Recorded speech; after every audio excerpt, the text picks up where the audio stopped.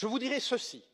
Chaque fois que vous ferez avancer la cause de la liberté, de l'égalité et de la fraternité en Europe, chaque fois que vous agirez pour une Europe plus juste, plus durable et plus démocratique, nous serons à vos côtés.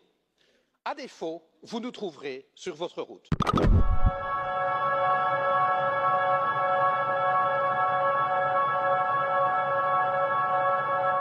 Monsieur le Président, ce que vous souhaitez pour l'Europe, vous affirmez que la France doit commencer elle-même à le faire dès aujourd'hui. Votre action en France raconte une toute autre histoire, une histoire qui met à mal la devise de votre pays, liberté, égalité, fraternité. Où est la liberté? Lorsque vos citoyens peuvent être surveillés, assignés à résidence et perquisitionnés sur de simples soupçons de la police. Où est la liberté lorsque des policiers armés débarquent au petit matin pour arrêter un groupe de jeunes dont le seul tort serait d'avoir occupé pacifiquement un chantier? Ma fille en était.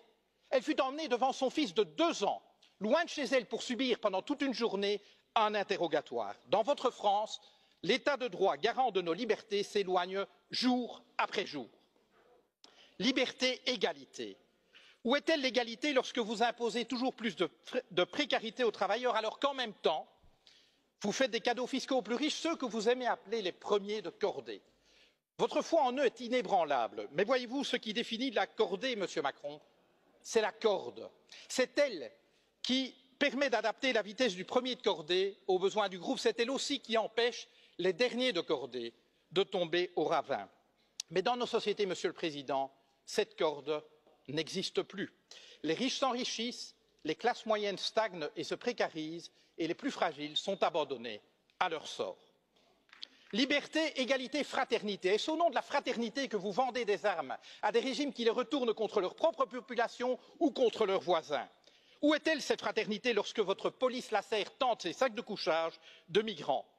Procédures expéditives, recours non suspensifs, détentions administratives, voilà les ingrédients de votre projet de loi sur l'asile et l'immigration. Contenir et refouler plutôt qu'accueillir des êtres humains en exode forcé.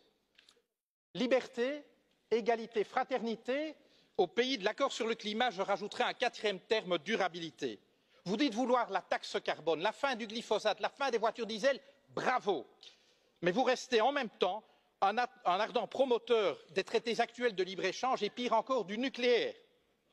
Alors, vous avez permis, contrairement à votre prédécesseur, l'adoption par l'Union européenne d'une définition totalement laxiste des perturbateurs endocriniens. Alors, vous avez eu le courage de mettre un terme à ce projet insensé d'aéroport à Notre-Dame-des-Landes, mais c'est pour dans la foulée écraser dans la violence les projets de celles et ceux qui inventent depuis des années une manière différente de vivre. Monsieur le Président, un livre vous dit philosophe. Il affirme qu'aucun de vos mots n'est le fruit du hasard. Voici quelques mois, vous avez parlé des gens qui réussissent et des gens qui ne sont rien. Vous n'avez pas dit des gens qui ne font rien ou des gens qui n'ont rien. Vous avez parlé des gens qui ne sont rien. Voyez-vous, pour nous, le projet européen consiste précisément à faire en sorte que plus jamais, en aucun endroit de ce continent, aucune femme, aucun homme ne puisse être considéré comme rien ou se penser comme rien. Car considérer des êtres humains comme rien, c'est permettre de leur faire subir n'importe quoi, et cela, nous ne l'accepterons jamais.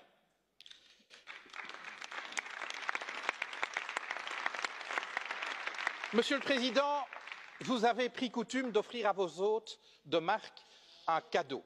Permettez-moi de faire de même. Je vous offre cette corde d'escalade, symbole de la cordée à laquelle vous semblez tenir. Je vous dirai ceci. Chaque fois que vous ferez avancer la cause de la liberté, de l'égalité et de la fraternité en Europe, chaque fois que vous agirez pour une Europe plus juste, plus durable et plus démocratique, nous serons à vos côtés. À défaut, vous nous trouverez sur votre route. Je vous remercie.